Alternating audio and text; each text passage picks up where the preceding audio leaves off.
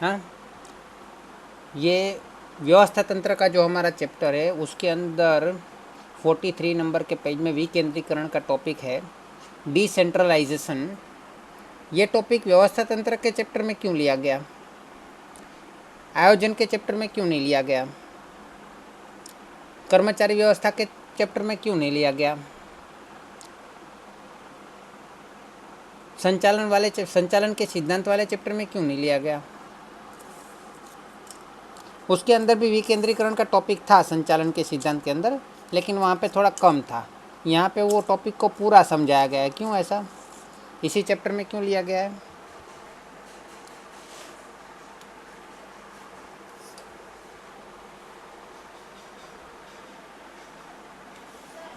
हम्म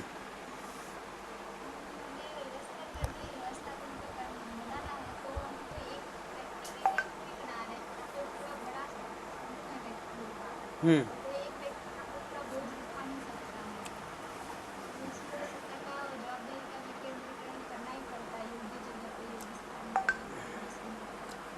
हाँ, विकेंद्रीकरण का अर्थ क्या हुआ? तो फिर पहले तो मुझे ये समझाओ कि व्यवस्था तंत्र का अर्थ क्या हुआ। व्यवस्था तंत्र का अर्थ कोई मुझे समझा सकता है?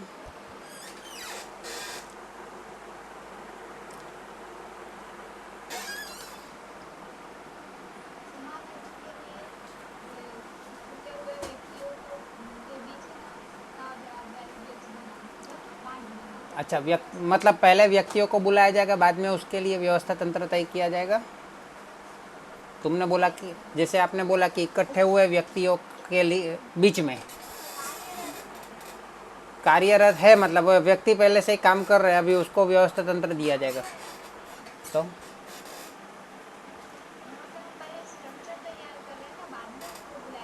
अच्छा, पहले स्ट्रक्चर तैयार करें, मतलब पहले ढांचा तैयार करें। ढांचा है ना, स्ट्रक्चर। वो स्ट्रक्चर को कैसा है, ढांचा मतलब स्ट्रक्चर, वो स्ट्रक्चर कैसा है, ये किसका स्ट्रक्चर है? ये स्ट्रक्चर क्या बताता है?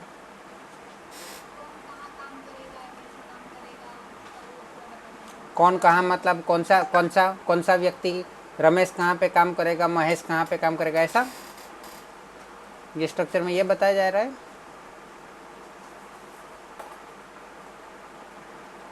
हम्म नहीं सर, अगर जैसे हम लोग मान लीजिए कि कोई फैक्ट्री में कोई चीज का उत्पादन कर रहे हैं तो उसका मतलब कितने मतलब हिसाब के लिए मशीनरी वगैरह संचालन के लिए यानी स्ट्रक्चर तैयार करके कि इनके ऊपर कौन काम करेगा, कौन नियंत्रण देगा, मतलब कौन उनकी क्वालिटी नियंत्रित करेगा, सब लोगों का स्ट्रक्चर हम तैयार करेंगे। उसके बाद मतलब कोई व्यवस्था स्टार्ट करेंगे, वेरी मतलब गुड, कि एक व्यवस्था शुरू करेंगे। Very good, very good. देखो, वैसे देखा जाए तो संचालन के अंदर खास करके दो प्रकार की बातें हम समझ सकते हैं। एक तो व्यक्ति के बारे में और दूसरा बिन व्यक्ति के बारे में।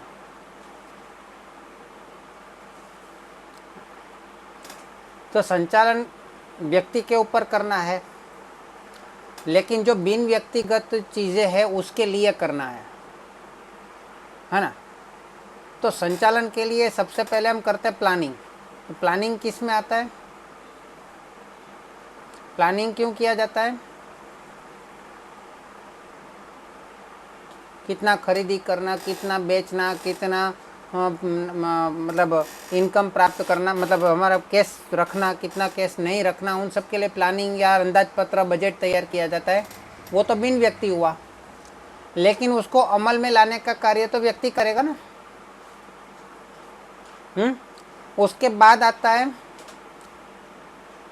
उसको अमल में लाने का काम व्यक्ति करेगा। देखिए, मतलब प्लानिंग करते समय सभी व्यक्ति आ जाएंगे? नहीं आएंगे। आपको यहाँ पे ध्यान रखना जरूरी है, यहाँ पे पहले नंबर पे व्यक्ति नहीं है, दूसरे नंबर पे आता है व्यवस्था तंत्र। अभी भी कोई व्यक्ति है नहीं, है ना, फिर भी वो व्यवस्था तंत्र बनता है। हाँ, व्यवस्था तंत्र बनाने वाला व्यक्ति है, लेकिन जिसके लिए बन रहा है वो व्यक्ति नहीं है वहाँ पे, है ना। ऑर्गेनाइजिंग,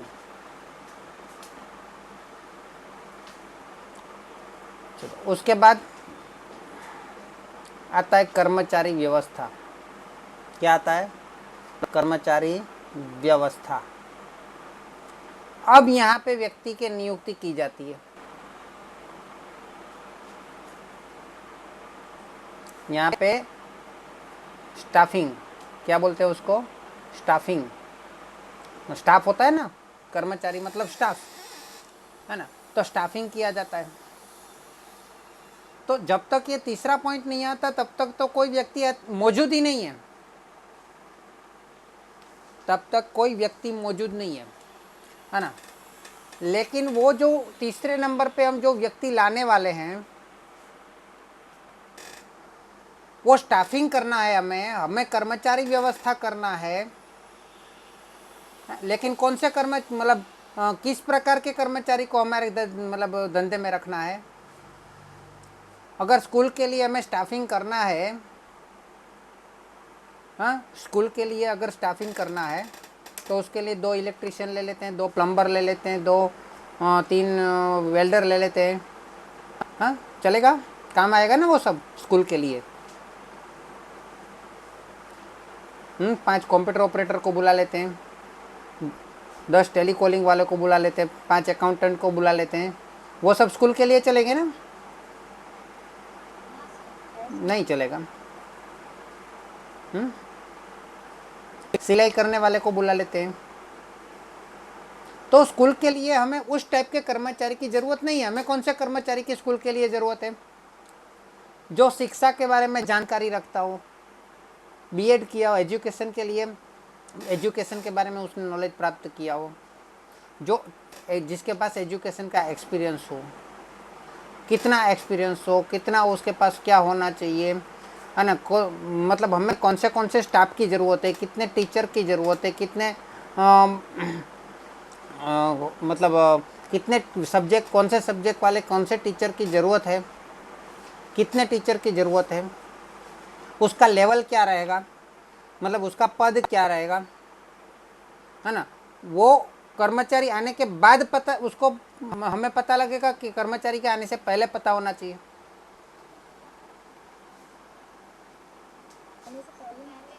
पहले हमें पता होना चाहिए।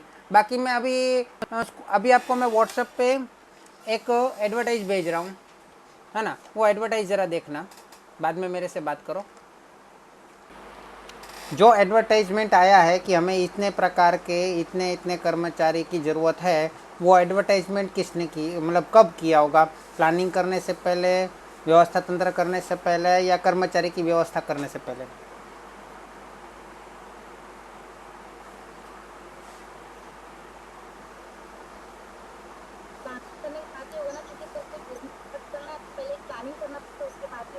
अच्छा, प्लानिंग करने के बाद, सही बात है, प्लानिंग करने के तो बाद आएगा। अभी ये बताओ कि ऑर्गेनाइजेशन मतलब व्यवस्था तंत्र करने से पहले या व्यवस्था तंत्र करने के बाद?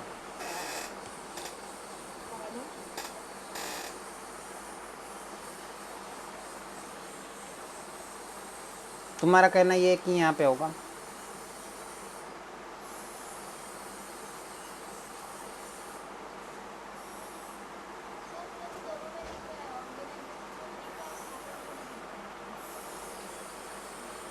तो यही मैं बताना चाहता हूँ कि आपको ये एडवर्टाइजिंग जो है वो व्यवस्था तंत्र के करने से पहले तय नहीं हो सकता है, क्योंकि व्यवस्था तंत्र में ही तो हमें पता लगेगा कि हमें कितने कर्मचारी की ज़रूरत है ना।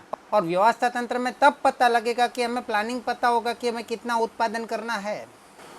अगर हमें 1 करोड़ पीस का उत्पादन करना है एक साल के अंदर, 1 करोड़ पीस का उत्पादन करना है, और हमारे जैसा चीज़ का उत्पादन करने वाली दूसरी कंपनी है ना, वो उसको केवल 1 साल के अंदर 10,000 पीस का ही उत्पादन करना है, तो इसमें कितने कर्मचारी लगेंगे और इसमें कितने कर्मचारी लगेंगे?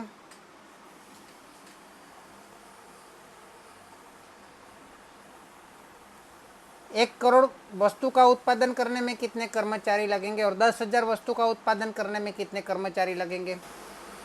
मतलब कम या ज़्यादा की बात कर रहा हूँ मैं। इसमें ज़्यादा चाहिए होगे तो मतलब 1 करोड़ का उत्पादन करना है या 10,000 का उत्पादन है, वो कहाँ पे तय होगा? प्लानिंग में तय होगा। तो प्लानिंग करने के तो बाद ही पता चलेगा कि कितने कर्मचारी चाहिए, है ना। तो प्लानिंग कर दिया, उसके बाद पता चलेगा कि कितने कर्मचारी चाहिए। लेकिन केवल अभी 1 करोड़ का उत्पादन करने के लिए अगर 100 कर्मचारी चाहिए और 10,000 का उत्पादन करने के लिए अगर 10 मजदूर चाहिए, चलो यहाँ पे 1000 मजदूर कर देता हूँ। 1 करोड़ का उत्पादन करने के लिए 1000 मजदूर चाहिए और 10,000 का उत्पादन करने के लिए 10 मजदूर चाहिए। तो ये 10 मजदूर को कौन संभालेगा? ये 10 मजदूर को कौन संभाल, मतलब मालिक खुद संभाल लेगा ना, ओनर जो होगा वो खुद संभाल लेगा। 10 मजदूर को तो वो संभाल लेगा, है ना। लेकिन ये 10,000 लोगों को संभालने के लिए क्या करना पड़ेगा?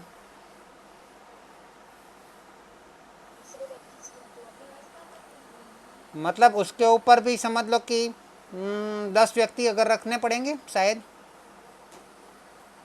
ये 10 लोगों का अकाउंट देखने के लिए तो मैं अकेला देख लूँगा ना, ज़्यादा लोगों की ज़रूरत पड़ेगी मुझे। हाँ, लेकिन 1,000 लोगों का अकाउंट देखना है, उसका वेतन करना है, पगार करना है। 1,000 + 10 मतलब 1,010 लोगों का वेतन करना पड़ेगा। तो उसके लिए मुझे एक अकाउंटेंट भी रखना पड़ेगा, दूसरा एक या स्पेशल अकाउंटेंट। अगर 10 वस्तु का उत्पादन करना है तो चलेगा, मतलब कभी कभी इलेक्ट्रिक का प्रॉब्लम हो जाएगा तो जब ज़रूरत पड़ेगी तब इलेक्ट्रिशियन को बुला लूँगा।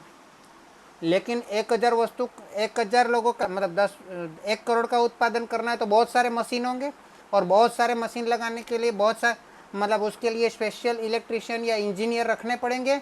और वो बार बार मतलब उसको बुलाना नहीं पड़ेगा, उसको धंधे में ही रख लिया जाए। एक ये महीने ये दो मशीन बिगड़ गए तो दूसरे महीने कोई और 2 मशीन बिगड़ सकते हैं, है ना। तो यहाँ पे उस कर्मचारी को भी एक रखा जाएगा, इंजीनियर को, है ना। तो ये सब जो हम बना रहे हैं कि 1 करोड़ में क्या क्या करना पड़ेगा, कितने इंजीनियर रखने पड़ेंगे, कितने अकाउंटेंट रखने पड़ेंगे, कितने सुपरवाइजर रखने पड़ेंगे, वो कब तय होता है? व्यवस्था तंत्र में तय होता है ना। व्यवस्था तंत्र में ही तय होगा ना, तभी तो व्यवस्था तंत्र बनेगा। और यहाँ पे 10,000 के लिए हमें किसी को ज़रूरत नहीं, खाली 10 मजदूर की ज़रूरत है ना। किसी की ज़रूरत है इसमें? नहीं, केवल 10 मजदूर की ज़रूरत है। तो ये स्टाफ, इसको बोलते हैं ऑर्गेनाइजिंग मतलब व्यवस्था तंत्र। लेकिन वो व्यवस्था तंत्र व्यक्तियों के बीच के रिलेशन का व्यवस्था तंत्र बनेगा, है ना। यहाँ पे इस 1,000 मजदूर को भी पता चले, मतलब 1,000 मजदूर के बारे में भी हमें पता लगाना है कि उसको क्या कार्य करना है। ये 10 उसके सुपरवाइजर होंगे, उसका भी हमें ध्यान रखना, मतलब पहले से हमें पता होना चाहिए कि उसको क्या काम करना है। ये अकाउंटेंट को पता होना, मतलब अकाउंटेंट हमें रखेंगे पहले बाद में, लेकिन पहले से हमको पता होना चाहिए कि उसको क्या कार्य करना है। ये एक इंजीनियर है तो उसको क्या करना है उसको पहले से पता होना चाहिए। इसलिए हम यहाँ पे अभी कर्मचारी को बुला नहीं रहे हैं, लेकिन पहले व्यवस्था तंत्र बना रहे हैं। व्यवस्था तंत्र स्ट्रक्चर बनने के बाद, ढांचा बनने के बाद, व्यक्तियों का ढांचा बनने के बाद हम एडवर्टाइजमेंट कर सकते हैं कि एक इंजीनियर, 10 सुपरवाइजर, एक अकाउंटेंट, 1,000 मजदूर, है ना। तब जाके हम ऐसी एडवर्टाइजमेंट कर सकते हैं जैसी मैंने अभी आपको व्हाट्सएप पे भेजी। तो ऐसी एडवर्टाइजमेंट हम बाद में कर सकते हैं, और बाद में की जाने वाली जो एडवर्टाइजमेंट है ना, उसके बाद कर्मचारी की व्यवस्था उस हिसाब से होगी, उस हिसाब से पब्लिक वहाँ पे इंटरव्यू देने आएगी। लेकिन इंटरव्यू देंगे जब वो कर्मचारी व्यवस्था का काम, मतलब वो कर्मचारी की व्यवस्था का काम है। हम ये एडवर्टाइजमेंट करेंगे, वो कर्मचारी व्यवस्था का काम है। कर्मचारी वहाँ पे अलग अलग लोग एप्लीकेशन भेजेंगे कि हमको नौकरी चाहिए, एडवर्टाइजमेंट देख के एप्लीकेशन भेजेंगे ना वो लोग। एडवर्टाइजमेंट देखोगे आप लोग तो क्या करोगे? बायोडाटा भेजोगे ना, बायोडाटा के साथ अर्जी भेजोगे ना कि मुझे नौकरी चाहिए। तो वो कर्मचारी व्यवस्था का काम है। वो काम कहाँ पे है? कर्मचारी व्यवस्था का, है ना। बाद में वो उसके बहुत सारे बायोडाटा हमारे पास आ जाएंगे बहुत सारे कर्मचारियों के लिए। अकाउंटेंट हमें चाहिए तो एक, है ना, इंजीनियर में चाहिए तो एक, लेकिन उसके लिए 10 अर्जी आ जाएगी, 12 अर्जी आ जाएगी, 15 अर्जी आ जाएगी। अकाउंटेंट एक ही चाहिए लेकिन उसके लिए 15-20 अर्जी आ जाएगी, एप्लीकेशन आ जाएगी। उसमें से किसको रखना है, उसके लिए हम उसकी टेस्ट ले सकते हैं, उसका इंटरव्यू ले सकते हैं, है ना। उन सब में से उसको चुना जाता है कि एक अकाउंटेंट हमको कैसा चाहिए, एक इंजीनियर हमको कैसा चाहिए, है ना। लेकिन वो कैसा चाहिए, इंटरव्यू और टेस्ट तो ले लेंगे। बाद में जब इंटरव्यू में, टेस्ट लेने के बाद इंटरव्यू में वो भी पूछेगा ना, भाई मुझे यहाँ पे आके करना क्या है, मेरा काम क्या है, तब हम उसको क्या जवाब देंगे, तब हम उसको क्या जवाब देंगे। अकाउंटेंट बोलेगा कि भाई मेरा काम क्या है, मेरे को यहाँ पे क्या करना है, किस टाइप का अकाउंट लिखना है, कहाँ पे लिखना है, कहाँ पे बैठना है मुझे, हाँ, मुझे किसको जवाब देना है, मुझे कौन बताएगा कि कहाँ से मतलब खरीदी की रसीद लानी है, मुझे कौन बताएगा कि बेकरी करने का पैसा कहाँ से, मतलब उसकी फ़ाइल कहाँ से मिलेगी मुझे। उस हिसाब से खरीदी करेंगे तो उसका जो रिसिप्ट होगा, हम माल खरीदेंगे तो हमें उसका पैसा चुकाएंगे ना, कैश चुकाएंगे, तो कैश का रिसिप्ट होगा, है ना। अगर चेक से चुकाएंगे तो चेक का भाग होगा या पासबुक होगा हमारे पास, उसमें एंट्री तो होनी चाहिए ना। तब जाके वो अकाउंटेंट बोलेगा ना, भाई एंट्री तो दिखाओ, मैं अकाउंट लिखूंगा कैसे, तो मुझे वो सब मतलब सभी फाइलें देगा कौन, वो अकाउंटेंट क्या बोलेगा कि खरीदी की फ़ाइल मुझे कहाँ से मिलेगी, बिक्री की फ़ाइल मुझे कहाँ से मिलेगी, अन्य खर्च की फ़ाइल मुझे कहाँ से मिलेगी, सभी को जो वेतन दिया है तो वेतन का मेरे को डेटा कहाँ से मिलेगा कि किसको कितना वेतन दिया है, कितना प्रोविडेंट काटा है, वो सब फाइल मुझे कहाँ से मिलेगी, कहाँ से मिलेगी। अकाउंटेंट के पास खरीदी की फाइल नहीं होती, वो तो खरीदी अधिकारी के पास होती है, वहाँ से उसको लाना है अकाउंटेंट को, या वो वहाँ से भेज देगा प्यून के ज़रिए, है ना। सब कॉपी अकाउंटेंट के पास आएगी, तब जाके वो एंट्री करेगा ना कि ये इतनी खरीदी हुई तो खरीद खाता उधार रोकड़ खाता जमा, या खरीद खाता उधार बैंक खाता जमा, या खरीद खाता उधार पीयूष भाई खाता जमा। बिक्री का उसके पास डेटा आएगा, तब जाके उसको पता चलेगा ना कि बिक्री मतलब रोकड़ खाता उधार बिक्री खाता जमा एंट्री करेगा, या फिर बैंक खाता उधार बिक्री खाता जमा एंट्री करेगा, या रमेश भाई खाता उधार बिक्री खाता जमा ऐसी एंट्री करेगा। वो सब उसको देगा कौन, कौन देगा,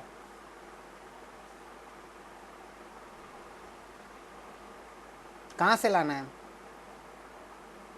प्यून दे के आएगा। लेकिन प्यून कभी नहीं मिला तो, प्यून कभी छुट्टी पे हुआ तो, उसका कनेक्शन किसके साथ है, इस अकाउंटेंट का, इस अकाउंटेंट का कनेक्शन खरीदी वाले के साथ भी है, बिक्री वाले के साथ भी है ना, वेतन देने वाले के साथ भी है, सभी कर्मचारियों को वो वेतन देना पड़ेगा तो उन सब के साथ भी है, खर्च करने वाले के साथ भी है। उस अकाउंटेंट का रिलेशन उसके ऊपरी अधिकारी के साथ भी है, उसके नीचे अगर वो प्यून है तो प्यून के साथ भी है, टाइप करने वाला डेटा एंट्री वाला है तो उसके साथ भी है, सबके साथ उसका रिलेशन है। लेकिन किसके साथ किस टाइप का रिलेशन है वो कौन बता रहा है, वो भी व्यवस्था तंत्र बता रहा है। व्यवस्था तंत्र पहले से डिसाइड करके रखता है कि यहाँ पे हम इंसान को रखेंगे तो किस टाइप के इंसान को यहाँ पे रखना है, उसको वहाँ पे क्या क्या कार्य करना है, और उसका दूसरे कर्मचारियों के साथ रिलेशन क्या है ना। क्या होगा, तो हमें व्यक्तिगत ढांचा, व्यक्तियों का ढांचा बनाना है, ना कि स्ट्रक्चर, मतलब ढांचा होता है, माड़खू होता है ना। बिन व्यक्ति की बात करो तो कंपनी के अंदर दूसरा भी ढांचा बनाना पड़ता है। अगर कंपनी के लिए इतनी जगह, इतनी फैक्ट्री है, इतनी जगह है, तो ऑफिस कहाँ पे रखना है, यंत्र सब कहाँ पे रखना है ना, स्टाफ को बैठने के लिए जगह कहाँ पे रखनी है, टॉयलेट कहाँ पे रखना है ना।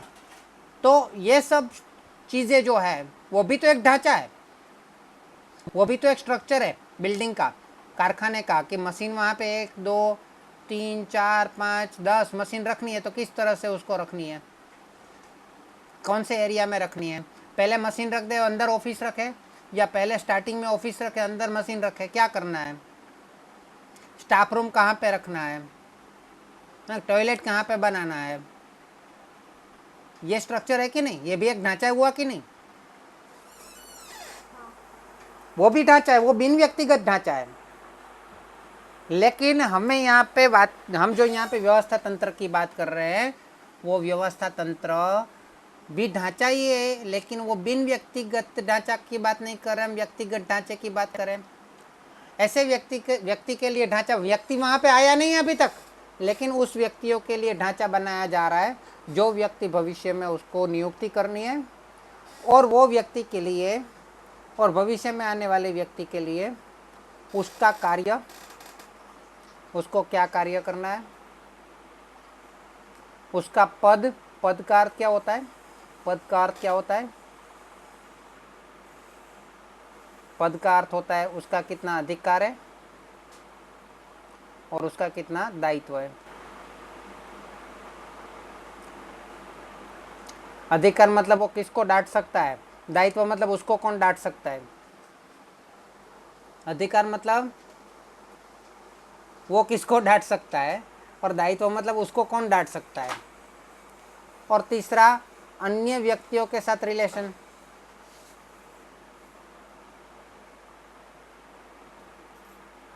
संबंध, है ना। ये तीन चीजें उसको पहले से पता होगी, मतलब कर्मचारी वहां पे आएगा नहीं, लेकिन ये तीन चीजें निश्चित की जाती है व्यवस्था तंत्र के अंदर।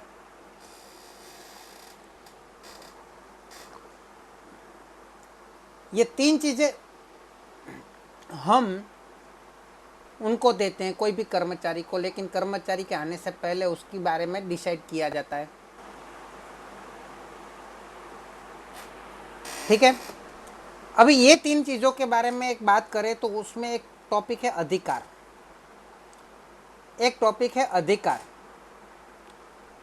तो ये अधिकार, अगर मैं मेरे नीचे 100 इंसान रख दूं, मैं मेरे नीचे 100 लोग काम करने के लिए रख दूं, या 1000 लोग, यहाँ पे जैसे बताया मैंने 1000 लोग काम करने के लिए रख दिया, अभी उसके ऊपर ध्यान रखने वाले वो 10 सुपरवाइजर को भी रख दिया, उसके ऊपर ध्यान रखने वाले उस 10 सुपरवाइजर को भी मैंने रख दिया। अभी ये सुपरवाइजर, मैंने जो व्यवस्था तंत्र तय किया मैंने, उसमें मैंने उसका कार्य, सभी सुपरवाइजर का कार्य डिसाइड किया, उसका अन्य व्यक्तियों के साथ संबंध भी डिसाइड कर दिया, उसका पद भी डिसाइड कर दिया कि तुम्हारा पद में तुम ये 1000 कर्मचारी के ऊपर हो, लेकिन तुम्हें उसको डांटने का अधिकार नहीं है, तुम्हें उसके ऊपर मतलब उसको समझाने का अधिकार नहीं है, तुम्हें उसको सलाह देने का अधिकार नहीं है, बस तुम्हें खाली उसके ऊपर वॉच करना है। क्या करना है, वॉच करना है। कुछ भी गलती करते हैं तुरंत मेरे पास आओ और मुझे बताओ, बस तुम्हें कुछ करने का नहीं। अब मुझे बताओ कि मेरी परेशानी कम हुई कि नहीं हुई। अगर मैं 10,000 का उत्पादन कर रहा था यहाँ पे, और मैं 10 कर्मचारियों के ऊपर 10 ही मजदूर की मेरे को ज़रूरत थी, और 10 ही मजदूर के ऊपर मैं अकेला संभाल रहा था, चल रहा था ना। अभी 1000 मजदूर आ गए तो 1000 मजदूर को मैं अकेला संभाल पाऊंगा? अच्छा, इसलिए मैंने क्या किया, 10 सुपरवाइजर रख दिए, हर 10 के ऊपर एक रख दिया, सॉरी हर 100 के ऊपर एक रख दिया, है ना। अभी वो 100 कर्मचारी के ऊपर एक सुपरवाइजर रख दिया। अभी सुपरवाइजर उसके ऊपर ध्यान रख रहा है, लेकिन जब मैंने उसको व्यवस्था तंत्र के अंदर मैंने उसका पद निश्चित किया, मतलब कि उसको पद निश्चित कर दिया सुपरवाइजर का, लेकिन वहाँ पे मैंने उसको नाम दे दिया सुपरवाइजर, और था तो वो सुपरवाइजर नहीं बन जाता। मैंने उसको नाम दे दिया कि तुम्हारा पद सुपरवाइजर के, तो उसका नाम वो सुपरवाइजर नहीं बन जाता, लेकिन उसके कागज के ऊपर भले सुपरवाइजर लिखा हो, इसके अंदर अधिकार और दायित्व उसको कितना दिया है उसके ऊपर निश्चित होता है कि वो सुपरवाइजर है कि नहीं। अभी ध्यान दीजिएगा जरा, इस 10 सुपरवाइजर को मैंने बोल दिया कि भाई तुमको कुछ नहीं करने का, खाली देखने का, वॉच करने का, खाली क्या करने का, वॉच करने का, है ना। कुछ भी गलती होती है, प्रॉब्लम होता है, सीधा उसको मेरे पास लेके आने का। क्या बोला, सीधा उसको मेरे पास लेके आने का। तो मुझे अब बताओ कि मेरा ये 10 सुपरवाइजर रखने से मेरे काम में मतलब मेरी मुश्किलें में कमी हुई कि नहीं हुई? अग, अगर वो 10 कर्मचारी को मैं नहीं, 10 सुपरवाइजर को नहीं रखता तो भी तो 1000 को मैं नहीं संभाल पा रहा था। वो मेरी मुश्किल थी, वो मेरी समस्या थी। अभी वो 10 सुपरवाइजर को रखने के बाद मेरी समस्या मेरी समस्या दूर हुई कि नहीं हुई? इसमें 10 कंडीशन है। हाँ बोलो। इसमें आपने 10 मतलब सुपरवाइजर को रख तो लिया, पर आपने इनको अधिकार वो दिया कि मतलब नीचे जो व्यक्ति है आपके कर्मचारी, वो मतलब कुछ भी गलती करे तो समझाना, डांटना। तो डांटना चलो मान लीजिए कि आपका अधिकार, आपने मना किया है, लेकिन समझाने का, सलाह देने का अधिकार, आप उसको छोटी छोटी चीजों का अधिकार उसको दे सकते हो। मतलब एक हाँ, तरह से और ना वो बात सुनने के लिए वो आपके पास आए तो आपका पोस्ट थोड़ा ऊपर वेरी गुड, आएगा। Very nice, very fine, very good, एकदम करेक्ट। तो ये 10 कर्मचारी को, मतलब ये 10 सुपरवाइजर को मैंने भले ही उसका नाम दे दिया सुपरवाइजर, लेकिन मैंने तो उसको काम कौन सा दिया है? वॉचमैन का काम दिया है। हाँ, मैंने उसको काम कौन सा दिया है? वॉचमैन का। भाई वॉच करते रहो, है ना। मैंने उसको कोई अधिकार दिया ही नहीं। हाँ, जो पद सुपरवाइजर का होता है, सुपरवाइजर के जो अधिकार होने चाहिए वो अधिकार तो उसको दिए ही नहीं। वो अधिकार नहीं दिए तो मेरे काम में फ़ायदा हुआ कि नहीं? मेरी मुश्किलियाँ मतलब समस्याएं कम हुई कि नहीं? नहीं हुई, है ना।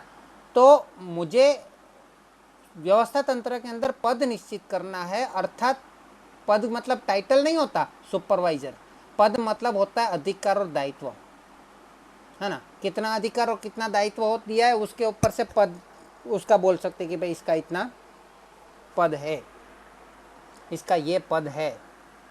लेकिन अगर अधिकार ना हो तो उसका पद कैसे, उसको कैसे पद कहा जाए? हमारे इंडिया के ऊपर, इंडिया के अंदर जब अंग्रेज लोग आए थे तब सभी राजाओं को उसने गुलाम बना दिया था, है ना। फिर भी वो हमारे राजा कहलाते थे, हमारे इंडिया के राजा, हिंदू राजा, है ना।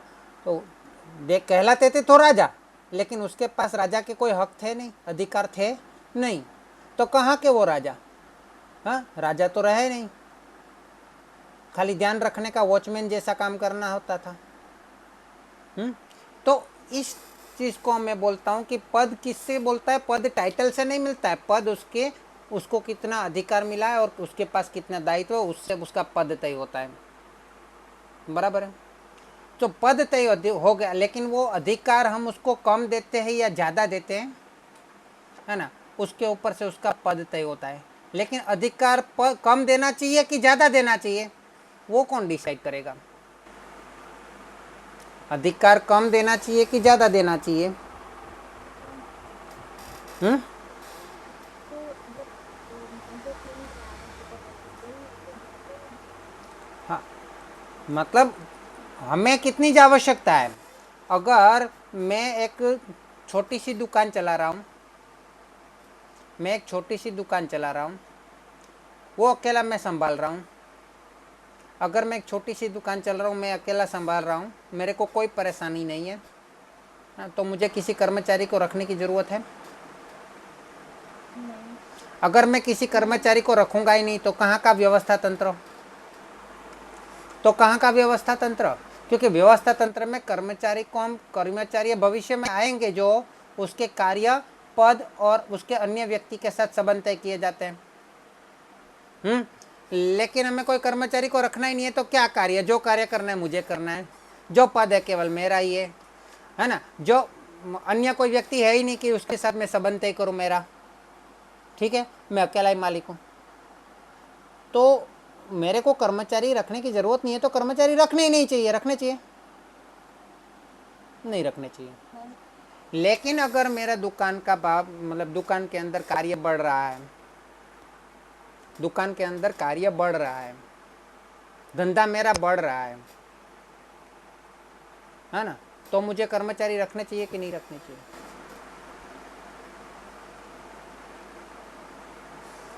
रखने चाहिए। मेरा धंधा बढ़ रहा है, मैंने ये बोला मेरा धंधा बढ़ रहा है ना। अभी मैं, जब तक मेरे को समस्या नहीं है तो मैं अकेला संभाल सकता हूँ, मुझे कर्मचारी रखने नहीं चाहिए। लेकिन बिजनेस करने वाला माइंड क्या बोलता है, बिजनेस माइंड क्या बोलता है कि आप जो काम करना होता है ना वो किसी और को दो। काम करने का बिजनेस क्या बोलता है, बिजनेस बिजनेस का अर्थ क्या है पता है आपको?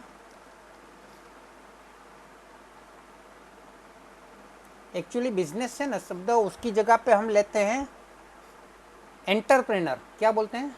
एंटरप्रेनर। पता है एंटरप्रेनर का अर्थ क्या होता है? नियोजक।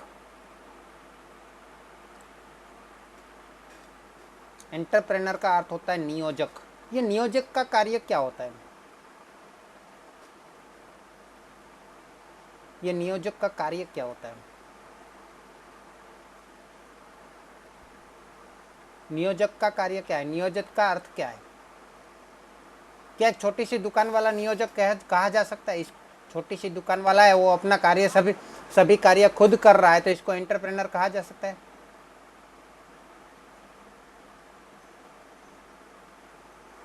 100% एंटरप्रेनर किसको? नहीं नहीं 100% नहीं, मतलब आप इसको अपना थोड़ा साधन सामग्री उसमें जमीन का श्रम उसको खुद का ही वो लगा देते हैं, बाकी तो जो चार साधन होते हैं उसमें से जो श्रमिक होते हैं वो तो नहीं है, पर वो खुद है तो इतने जन का वो नियोजन कर रहे हैं, नियोजन ठहराते हैं। तो तो नियोजक का अर्थ होता है वो जमीन किसी और की लेगा, उसका भाड़ा उसको चुकाएगा, पैसा किसी और का लेगा, उसको ब्याज देगा, काम किसी और से करवाएगा, मतलब श्रम किसी और के पास से लेगा, उसको वेतन दे देगा, फिर भी उसके पास कुछ बच जाएगा, उसको बोलते हैं लाभ। अगर वो दुकान वाला सब कोई कार्य खुद ही करना चाहेगा तो वो 100% एंटरप्रेनर नहीं है, क्योंकि उसको किसी और के पास काम लेना नहीं आता है। बिजनेसमैन इसको कहते हैं कि बिजनेसमैन जो है वो किसी और के पास काम करवाता है, तब उसको बिजनेसमैन कहा जाता है ना। व्यापारी अलग चीज़ है, ये व्यक्ति व्यापारी हो सकता है ना, जो कम कम भाव में माल खरीद के ज़्यादा भाव में बेचे, वो व्यापारी हो सकता है। मतलब इस एक तरीके से देखें तो वो बिजनेसमैन बोला जा सकता है, लेकिन वो एंटरप्रेनर नहीं कहा जाएगा। और बिजनेसमैन कब अगर एंटरप्रेनर ना बने, बिजनेसमैन अगर एंटरप्रेनर ना बने तो वो कभी आगे नहीं बढ़ सकता, अपने बिजनेस को डेवलप नहीं कर सकता। अपने बिजनेस को अगर उसको डेवलप करना है तो उसको क्या बनना चाहिए? एंटरप्रेनर बनना चाहिए, है ना। वो क्या सोचेगा, मतलब कुछ लोग क्या सोचते हैं पता है, कि अपनी ज़मीन रखने का, किसी को भाड़ा नहीं देने का, भाड़ा महंगा पड़ता है। अपना पैसा लगाने का, किसी से लोन लेके धंधा नहीं करने का, शाम का ब्याज का पैसा जाएगा। खुद ही काम करने का, किसी को कर्मचारी नहीं रखने का, वेतन का पैसा जाएगा। ये पुराने ख्यालात वाले लोग हैं, वो व्यापारी बने रहेंगे, वो व्यापारी बने रहेंगे, बिजनेसमैन छोटे मोटे बने रहेंगे, लेकिन वो बड़ा अपना बिजनेस को डेवलप नहीं कर पाएंगे, वो एंटरप्रेनर नहीं बन पाएंगे, उद्योग साहसिक नहीं बन पाएंगे। ठीक है। तो जो एंटरप्रेनर होता है वो क्या करता है? जमीन खुद की नहीं यूज़ करता है, जमीन किसी और की यूज़ करता है, उसको भाड़ा देता है, फिर भी वो लाभ कमाता है। वो अपना पैसा तो उसके पास होता ही नहीं है, वो तो लोन के ऊपर पैसा लेता है, या फिर मतलब किसी भी तरह से अपना भी थोड़ा बहुत पैसा होता है, लेकिन वो लोन के ऊपर ज़्यादा पैसा वो लोन के ऊपर भी लेता है। समझ लो कि 100 करोड़ का बिजनेस हो तो 50 करोड़ का लोन का पैसा होता है और 50 करोड़ का खुद का पैसा होता है ना। अगर ज़्यादा नहीं, हम समझे कि 1 लाख का भी बिजनेस हो तो 50,000 लोन का होता है और 50,000 खुद का पैसा होता है। ठीक है।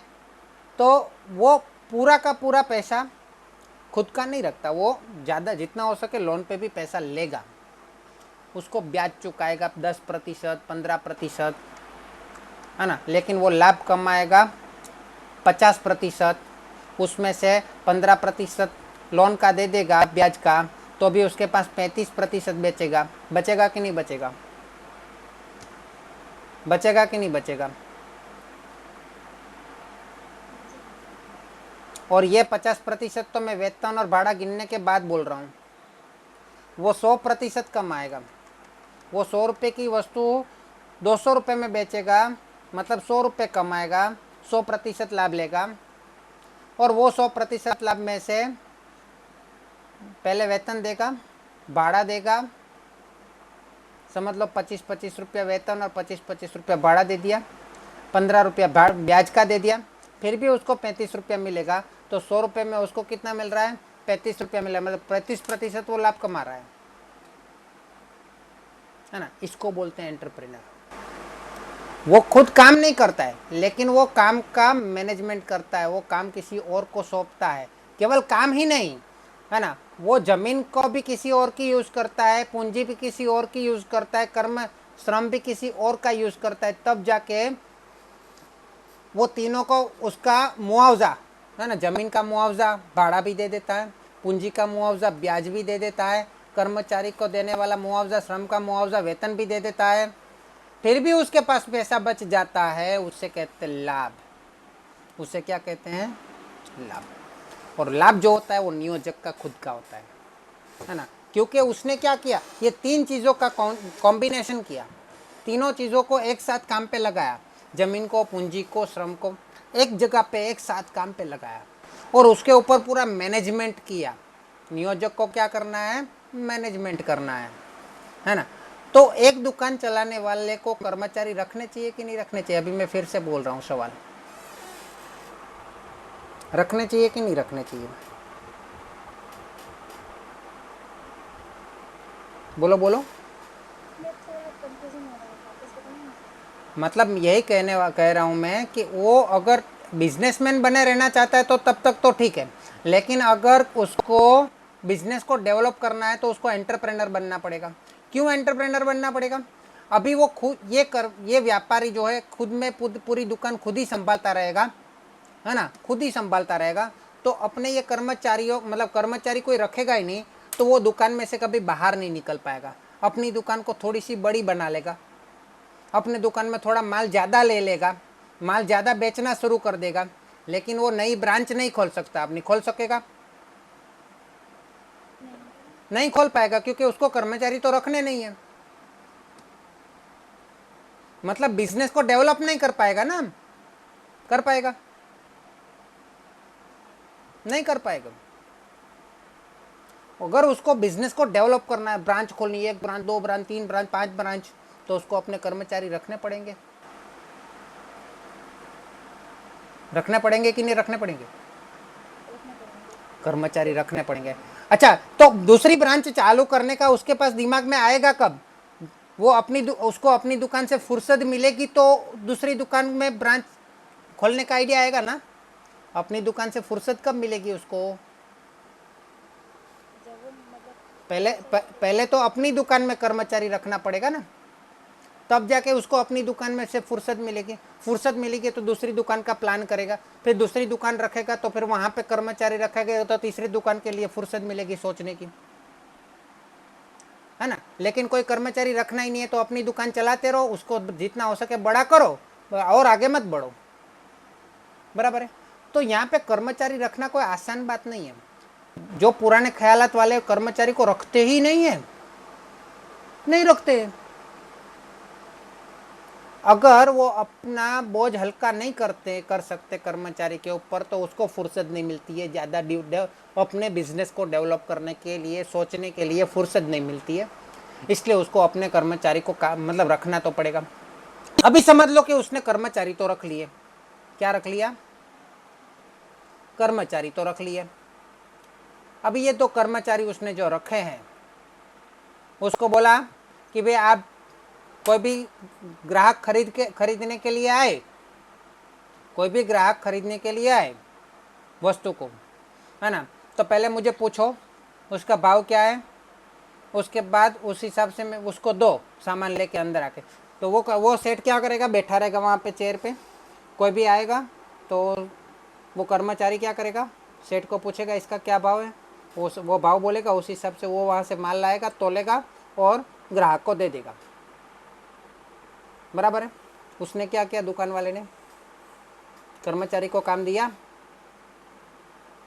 दिया, उसके बाद श्रम करवाया, हाँ, लेकिन उसको अधिकार दिया नहीं दिया, उसको भाव के लिए भावताल करने का अधिकार नहीं दिया। भावताल करेगा वो खुद, जो भी भावताल डिसाइड करना है, कम भाव करना, ज़्यादा भाव करना, वो खुद करेगा।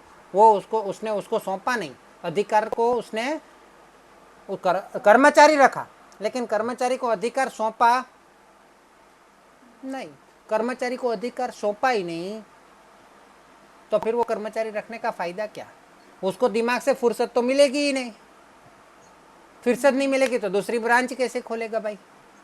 उसको तो दूसरी ब्रांच खोलनी है, तीसरी, चौथी, पांचवी, पूरे सूरत शहर में ब्रांच ही खोलनी है, लेकिन वो कर पाएगा नहीं कर पाएगा। क्यों? क्योंकि उसने अधिकार नहीं सौंपा, उसने अधिकार सौंपा नहीं, है ना। मैंने यहाँ पे नीचे की तरफ 2 राउंड बनाए, लेकिन अगर थोड़ी बड़ी दुकान होगी तो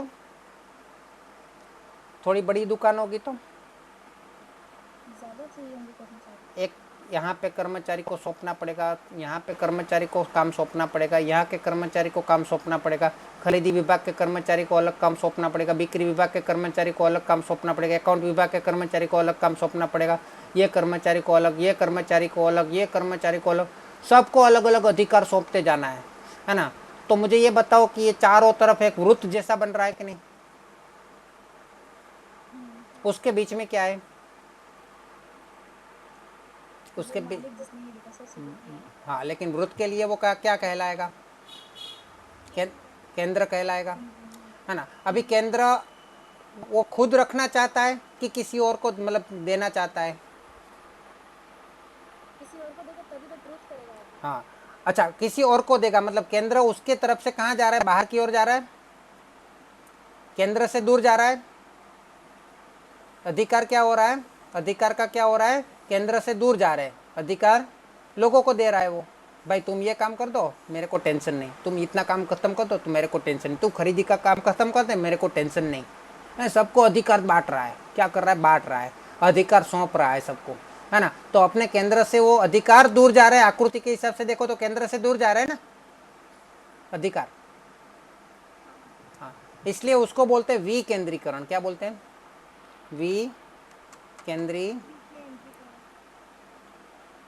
विकेंद्रीकरण में क्या होता है, अधिकार को सौंपा जाता है ना, अधिकार को दूसरों को बांटा जाता है, सौंपा जाता है। तो विकेंद्रीकरण में क्या होता है, अधिकार सौंपे जाते हैं, है ना। लेकिन विकेंद्रीकरण की बात बताऊं तो यहाँ पे कर्मचारी तो रखने पड़ेंगे ना, तब जाके विकेंद्रीकरण होता है ना। कर्मचारी नहीं रखेंगे तो विकेंद्रीकरण काहे का, बराबर है। तो उसने कर्मचारी रखना पड़ेंगे, वहाँ पे उसको अधिकार सौंपने पड़ेंगे, तब जाके वो विकेंद्रीकरण बनेगा, है ना। लेकिन कोई कोई क्या होता है, कोई कोई चीज़ों में ऐसा होता है कि हर एक प्रकार के अधिकार को विकेंद्रीकरण नहीं किया जा सकता। कुछ अधिकार ऐसे होते हैं जो मालिक को खुद अपने पास ही रखने पड़ते हैं, कुछ अधिकार मालिक को खुद अपने पास ही रखने पड़ते हैं। आप कपड़े की दुकान में गए हो जहाँ पे भावताल होता है ना, वहाँ पे कर्मचारी उसके जो सेल्समैन होते हैं ना, वो उसके साथ भावताल हम कर लेते हैं ना,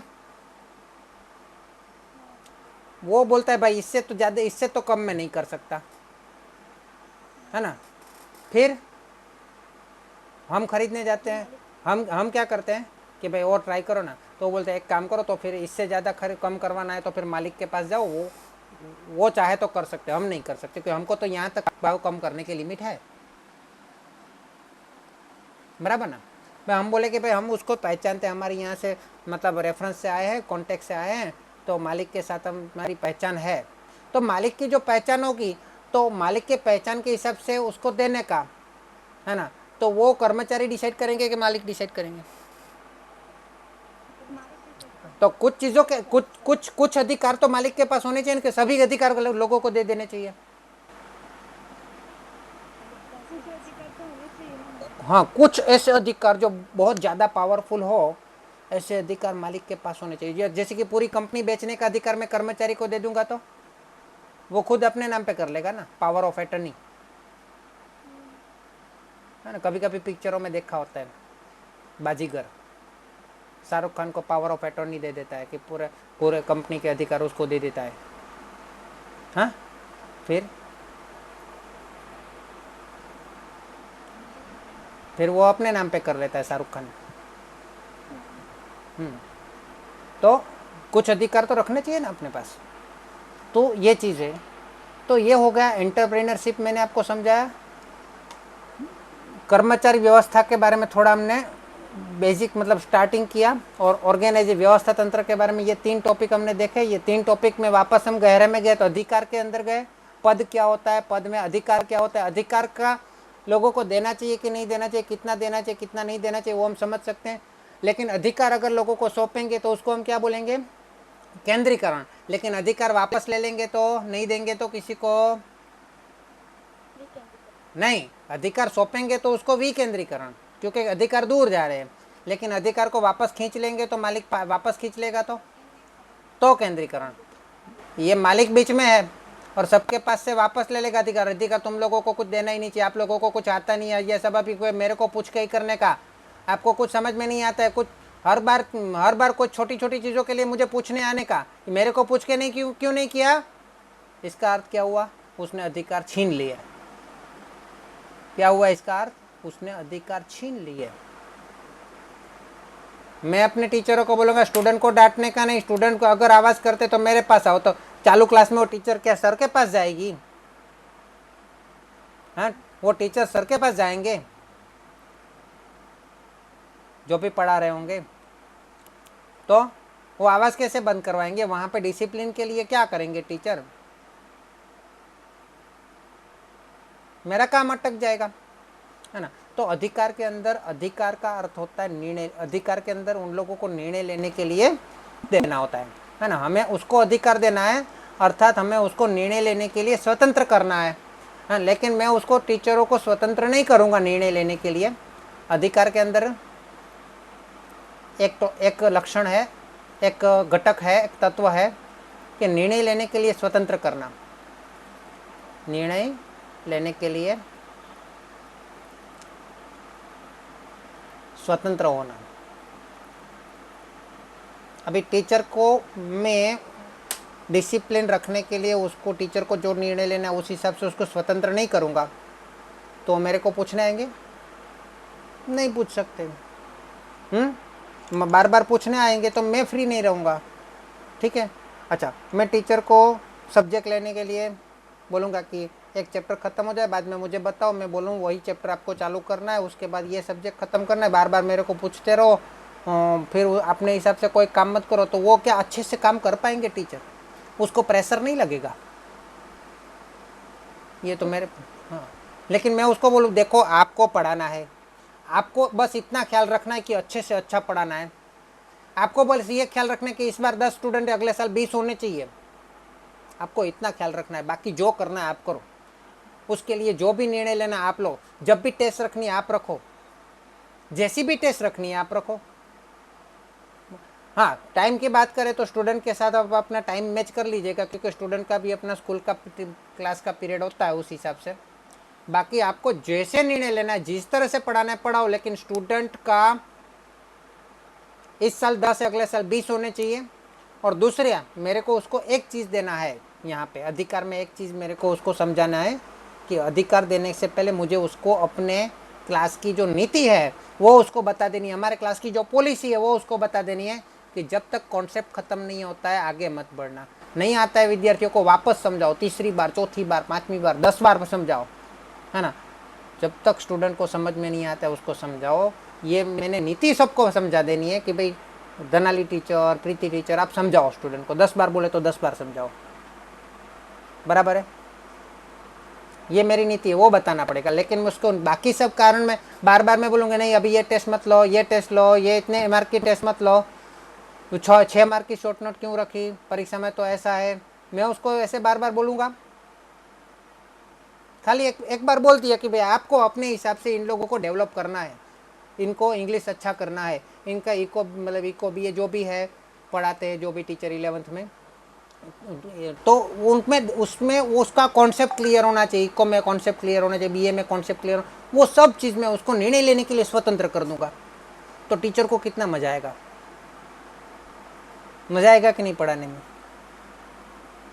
मुझे भी कितना मजा आएगा, वाह मेरे क्लास में कोई डिस्टर्ब नहीं करे, बार बार कोई टीचरों का फ़ोन नहीं आ रहा है, मुझे बहुत शांति मिलेगी, रिलैक्स हो जाऊंगा मैं, और मैं अपना काम ठीक से कर पाऊंगा, वो अपना काम ठीक से कर पाएंगे, ना मेरा समय बर्बाद होगा ना उनका समय बर्बाद होगा, है ना? ठीक है, तो ये होता है अधिकार के अंदर। क्या अधिकार का एक अर्थ ऐसा हम निकाल सकते हैं कि निर्णय लेने के लिए स्वतंत्र होना। ठीक है, आज इतना रखें।